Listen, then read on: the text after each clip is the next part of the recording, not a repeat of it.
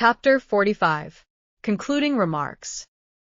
The writer has often been inquired of, by correspondents from different parts of the country, whether this narrative is a true one, and to these inquiries she will give one general answer. The separate incidents that compose the narrative are, to a very great extent, authentic, occurring, many of them, either under her own observation or that of her personal friends. She or her friends have observed characters the counterpart of almost all that are here introduced, and many of the sayings are word for word as heard herself, or reported to her. The personal appearance of Eliza, the character ascribed to her, are sketches drawn from life. The incorruptible fidelity, piety, and honesty of Uncle Tom had more than one development to her personal knowledge. Some of the most deeply tragic and romantic, some of the most terrible incidents, have also their parallels in reality. The incident of the mothers crossing the Ohio River on the ice is a well-known fact. The story of Old Prue, in the second volume, was an incident that fell under the personal observation of a brother of the writer, then collecting clerk to a large mercantile house in New Orleans. From the same source was derived the character of the planter Legree. Of him her brother thus wrote, speaking of visiting his plantation, on a collecting tour, "He actually made me feel of his fist, which was like a blacksmith's hammer, or a nodule of iron, telling me that it was calloused with knocking down niggers. When I left the plantation, I drew a long breath, and felt as if I had escaped from an ogre's den." That the tragical fate of Tom, also, has too many times had its parallel, there are living witnesses, all over our land, to testify. Let it be remembered that in all Southern states it is a principle of jurisprudence that no person of colored lineage can testify in a suit against a white, and it will be easy to see that such a case may occur wherever there is a man whose passions outweigh his interests, and a slave who has manhood or principle enough to resist his will. There is, actually, nothing to protect the slave's life but the character of the master. Facts too shocking to be contemplated occasionally force their way to the public ear, and the comment that one often hears made on them is more shocking than the thing itself. It is said, very likely such cases may now and then occur, but they are no sample of general practice. If the laws of New England were so arranged that a master could now and then torture an apprentice to death, would it be received with equal composure? Would it be said, "These cases are rare and no samples of general practice"? This injustice is an inherent one in the slave system. It cannot exist without it. The public and shameless sale of beautiful mulatto and quadroon girls has acquired a notoriety from the incidents following the capture of the Pearl. We extract the following from the speech of Honorable Horace Mann, one of the legal counsel for the defendants in that case. He says, "In that company of 76 persons who attempted in 1848 to escape from the District of Columbia in the schooner Pearl, and whose officers I assisted in defending, there were several young and healthy girls who had those peculiar attractions of form and feature which connoisseurs prize so highly. Elizabeth Russell was one of them. She immediately fell into the slave trader's fangs and was doomed for the New Orleans market. The hearts of those that saw her were touched with pity for her fate. They offered $1,800 to redeem her, and some there were who offered to give, that would not have much left after the gift, but the fiend of a slave trader was inexorable. She was dispatched to New Orleans, but, when about halfway there, God had mercy on her, and smote her with death. There were 2 girls named Edmondson in the same company. When about to be sent to the same market, an older sister went to the shambles, to plead with the wretch who owned them, for the love of God, to spare his victims. He bantered her, telling what fine dresses and fine furniture they would have. 'Yes,' she said, 'that may do very well in this life, but what will become of them in the next?' They too were sent to New Orleans, but were afterwards redeemed, at an enormous ransom, and brought back. Is it not plain, from this, that the histories of Emmeline and Cassie may have many counterparts? Justice, too, obliges the author to state that the fairness of mind and generosity attributed to St. Clair are not without a parallel, as the following anecdote will show. A few years since, a young Southern gentleman was in Cincinnati with a favorite servant who had been his personal attendant from a boy. The young man took advantage of this opportunity to secure his own freedom and fled to the protection of a Quaker who was quite noted in affairs of this kind. The owner was exceedingly indignant. He had always treated the slave with such indulgence, and his confidence in his affection was such that he believed he must have been practiced upon to induce him to revolt from him. He visited the Quaker in high anger, but, being possessed of uncommon candor and fairness, was soon quieted by his arguments and representations. It was a side of the subject which he never had heard, never had thought on, and he immediately told the Quaker that, if his slave would, to his own face, say that it was his desire to be free, he would liberate him. An interview was forthwith procured, and Nathan was asked by his young master whether he had ever had any reason to complain of his treatment in any respect. "No, Mossar," said Nathan.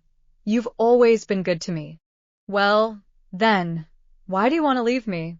Mossar may die, and then who get me? I'd rather be a free man." After some deliberation, the young master replied, "Nathan, in your place, I think I should feel very much so, myself. You are free." He immediately made him out free papers, deposited a sum of money in the hands of the Quaker, to be judiciously used in assisting him to start in life, and left a very sensible and kind letter of advice to the young man. That letter was for some time in the writer's hands. The author hopes she has done justice to that nobility, generosity, and humanity which in many cases characterize individuals at the South. Such instances save us from utter despair of our kind. But, she asks any person who knows the world, are such characters common anywhere for many years of her life? The author avoided all reading upon or allusion to the subject of slavery, considering it as too painful to be inquired into, and one which advancing light and civilization would certainly live down.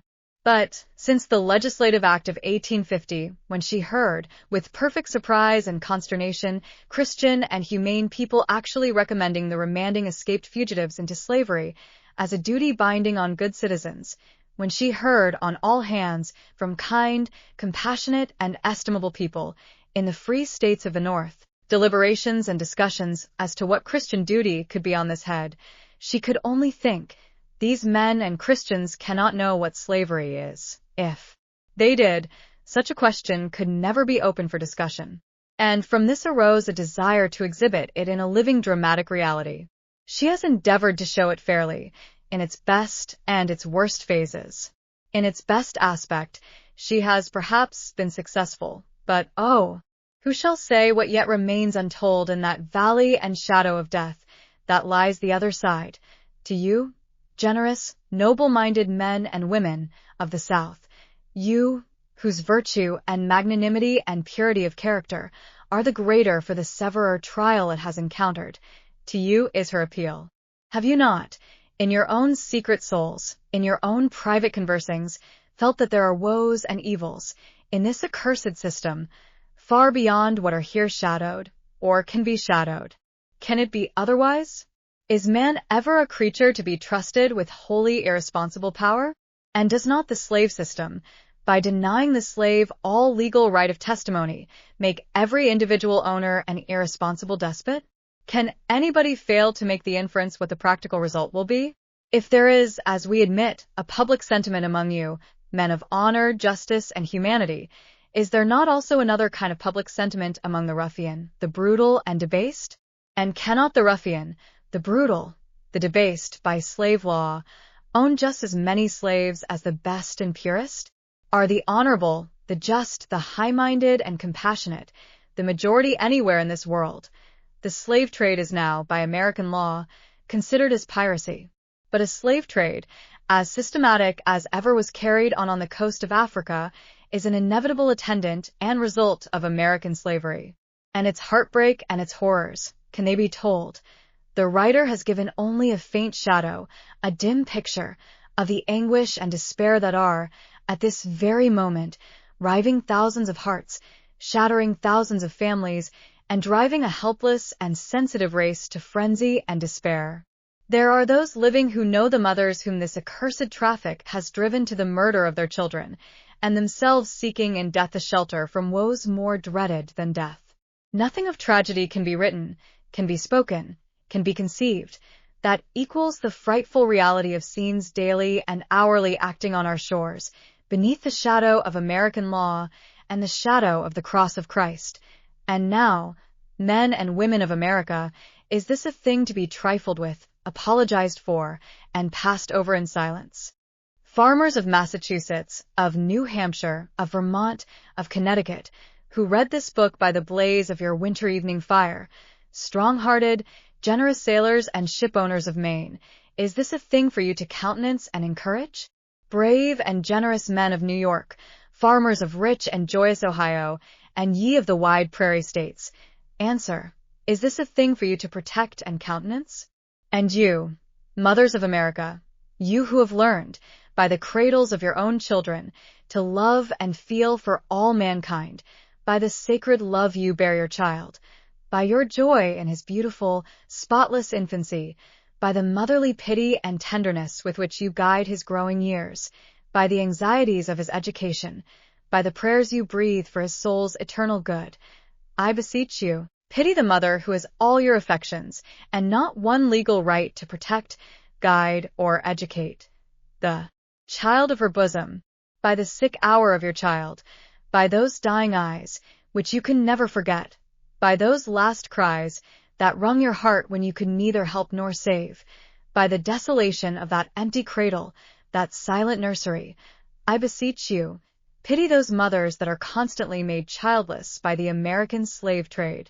And say, mothers of America, is this a thing to be defended, sympathized with, passed over in silence? Do you say that the people of the Free State have nothing to do with it, and can do nothing? Would to God this were true, but it is not true. The people of the Free States have defended, encouraged, and participated, and are more guilty for it, before God, than the South, in that they have not the apology of education or custom. If the mothers of the Free States had all felt as they should, in times past, the sons of the Free States would not have been the holders, and, proverbially, the hardest masters of slaves. The sons of the Free States would not have connived at the extension of slavery in our national body. The sons of the Free States would not, as they do, trade the souls and bodies of men as an equivalent to money in their mercantile dealings. There are multitudes of slaves temporarily owned and sold again by merchants in northern cities, and shall the whole guilt or obloquy of slavery fall only on the South? Northern men, northern mothers, northern Christians have something more to do than denounce their brethren at the South. They have to look to the evil among themselves. But what can any individual do? Of that every individual can judge. There is one thing that every individual can do. They can see to it that they feel right.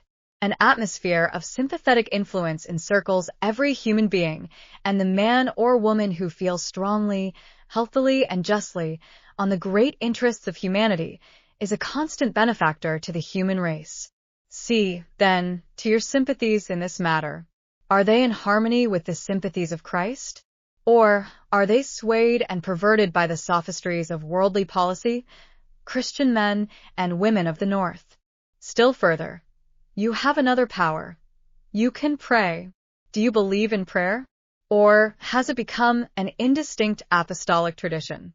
You pray for the heathen abroad, pray also for the heathen at home, and pray for those distressed Christians whose whole chance of religious improvement is an accident of trade and sale, from whom any adherence to the morals of Christianity is, in many cases, an impossibility, unless they have given them, from above, the courage and grace of martyrdom. But, still more, on the shores of our Free States are emerging the poor, shattered, broken remnants of families, men and women, escaped, by miraculous providences from the surges of slavery, feeble in knowledge, and, in many cases, infirm in moral constitution, from a system which confounds and confuses every principle of Christianity and morality. They come to seek a refuge among you. They come to seek education, knowledge, Christianity. What do you owe to these poor unfortunates, O Christians? Does not every American Christian owe to the African race some effort at reparation for the wrongs that the American nation has brought upon them? Shall the doors of churches and schoolhouses be shut upon them?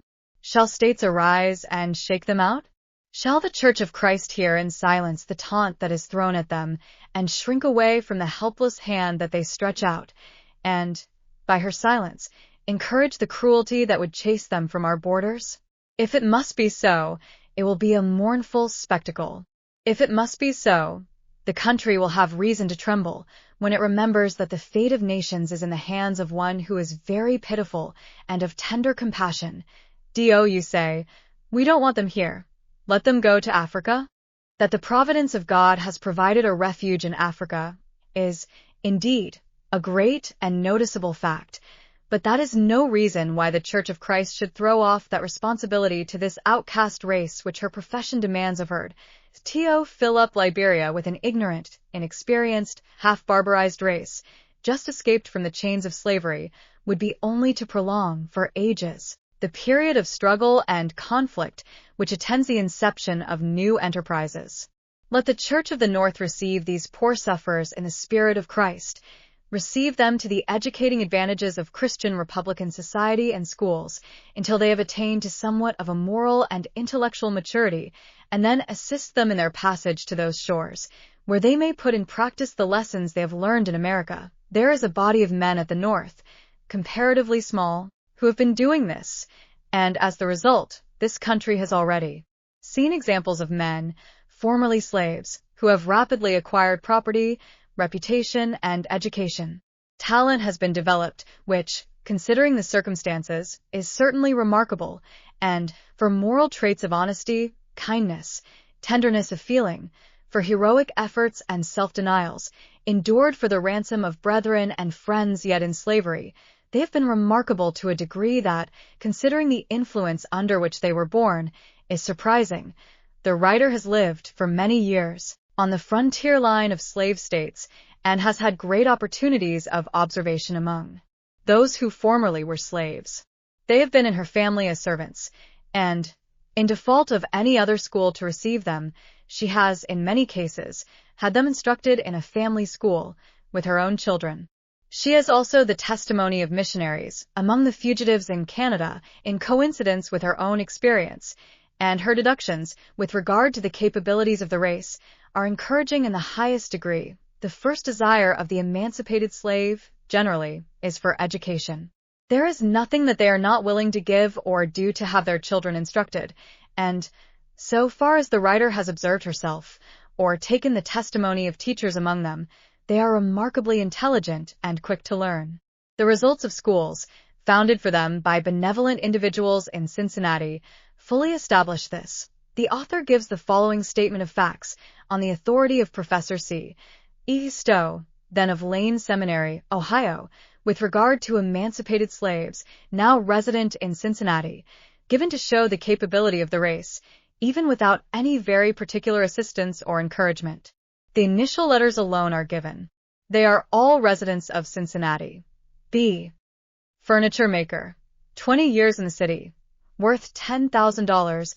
All his own earnings. A Baptist. C. Full black. Stolen from Africa. Sold in New Orleans. Been free 15 years. Paid for himself $600. A farmer. Owns several farms in Indiana. Presbyterian. Probably worth $15,000 or $20,000. All earned by himself. K. Full black. Dealer in real estate. Worth $30,000. About 40 years old. Free 6 years. Paid $1,800 for his family. Member of the Baptist Church. Received a legacy from his master, which he has taken good care of and increased. G. Full black. Coal dealer. About 30 years old. Worth $18,000. Paid for himself twice, being once defrauded to the amount of $1,600, made all his money by his own efforts, much of it while a slave, hiring his time of his master, and doing business for himself. A fine, gentlemanly fellow. W. 3/4 black. Barber and waiter. From Kentucky. 19 years free. Paid for self and family over $3,000. Deacon in the Baptist Church. G.D. 3/4 black. Whitewasher. From Kentucky. 9 years free. Paid $1,500 for self and family. Recently died, age 60. Worth $6,000. Professor Stowe says, with all these, except G, I have been, for some years, personally acquainted and make my statements from my own knowledge. The writer well remembers an aged colored woman who was employed as a washerwoman in her father's family. The daughter of this woman married a slave. She was a remarkably active and capable young woman, and, by her industry and thrift and the most persevering self-denial, raised $900 for her husband's freedom, which she paid, as she raised it, into the hands of his master. She yet wanted $100 of the price when he died. She never recovered any of the money. These are but few facts, among multitudes which might be adduced, to show the self-denial, energy, patience, and honesty which the slave has exhibited in a state of freedom. And let it be remembered that these individuals have thus bravely succeeded in conquering for themselves comparative wealth and social position, in the face of every disadvantage and discouragement. The colored man, by the law of Ohio, cannot be a voter, and, till within a few years, was even denied the right of testimony in legal suits with the white. Nor are these instances confined to the state of Ohio. In all states of the Union we see men, but yesterday burst from the shackles of slavery, who, by a self-educating force, which cannot be too much admired, have risen to highly respectable stations in society. Pennington, among clergymen, Douglas and Ward, among editors, are well-known instances. If this persecuted race, with every discouragement and disadvantage, have done thus much, how much more they might do if the Christian Church would act towards them in the spirit of her Lord. This is an age of the world when nations are trembling and convulsed. A mighty influence is abroad, surging and heaving the world, as with an earthquake. And is America safe? Every nation that carries in its bosom great and unredressed injustice has in it the elements of this last convulsion. For what is this mighty influence thus rousing in all nations and languages those groanings that cannot be uttered for man's freedom and equality? Oh, Church of Christ, read the signs of the times. Is not this power the spirit of him whose kingdom is yet to come, and whose will to be done on earth as it is in heaven? But who may abide the day of his appearing? For that day shall burn as an oven, and he shall appear as a swift witness against those that oppress the hireling in his wages, the widow and the fatherless, and that turn aside the stranger in his right, and he shall break in pieces the oppressor. Are not these dread words for a nation bearing in her bosom so mighty an injustice? Christians, every time that you pray that the kingdom of Christ may come, can you forget that prophecy associates, in dread fellowship, the day of vengeance with the year of his redeemed? A day of grace is yet held out to us.